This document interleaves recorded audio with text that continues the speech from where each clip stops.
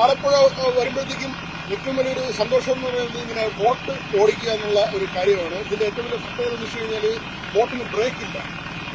ശ്രീനിവാസൻ പറയുന്നത് ബ്രേക്ക് എവിടെ വലിയ ഏതെങ്കിലും ഹൗസ് ബോട്ടൊക്കെ വന്നു കഴിഞ്ഞാൽ ബ്രേക്ക് ഇല്ല. നമ്മളൊരു അഡ്ജസ്റ്റ്മെന്റിലാണ് ഇത് ഇങ്ങനെ ഓടിക്കേണ്ടത്. ഇത് മീനംപള്ളി കായലാണ്. അതുവഴിയാണ് നമ്മളിപ്പോൾ പൊക്കൊണ്ടിരിക്കുന്നത്. ആ കുട്ടനാടിന്റെ സൗന്ദര്യം മുഴുവൻ നമുക്ക് കാണാൻ പറ്റുന്ന ഒരു കാര്യമാണ്. നമ്മുടെ രാജചേട്ടനുണ്ട്, പിന്നെ ഡ്രൈവിംഗ് പഠിപ്പിച്ച ആള് രാജചേട്ടനോ എങ്ങനെയുണ്ട്? ഇങ്ങനെ പോയാൽ മതിയുണ്ടോ? മതി. എങ്ങനെയുണ്ട്? അത് നമ്മൾ കാറൊക്കെ ഓടിക്കുമ്പോൾ തന്നെ കേട്ടോ. എങ്ങനെ എടുത്തോട്ടാണോ? എടുത്തോട്ട്. അത് നമ്മൾ കാറൊക്കെ ഓടിക്കുമ്പോൾ തന്നെയാണ് കേട്ടോ. അപ്പോൾ ഭയങ്കര രസമാണ്. ചേട്ടാ എടുത്തോട്ടാണോ? അപ്പൊ എടുത്തോട്ട് നിൽക്കട്ടെ. അങ്ങനെ പോവാം. ബ്രേക്കില്ല, വേറെ എല്ലാം ഓക്കെയാണ്. ഇതൊക്കെയാണ് ഇതിന്റെ സ്പീഡൊക്കെ നിയന്ത്രിക്കുന്ന സംഗതികളാണ്.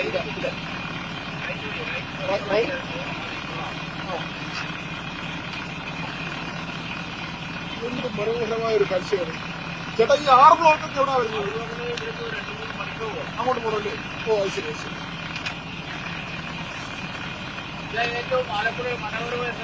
ഇതാണല്ലേ? നമ്മള് അത് കാണുമ്പോ വിഷ്വല് കണ്ടില്ലേ ചേട്ടാ? നമുക്ക് ഇങ്ങനെ തന്നെയാണോ പോകേണ്ടത്? വഴിയിൽ തന്നെയാണ്.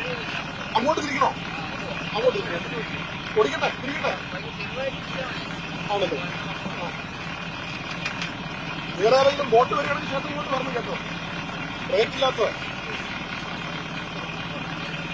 ഇത് നമ്മളിങ്ങനെ കുട്ടനാടിന്റെ ഒരു സൗന്ദര്യം, പിന്നോടെ എല്ലാ ഒരു മനോഹാരിയും.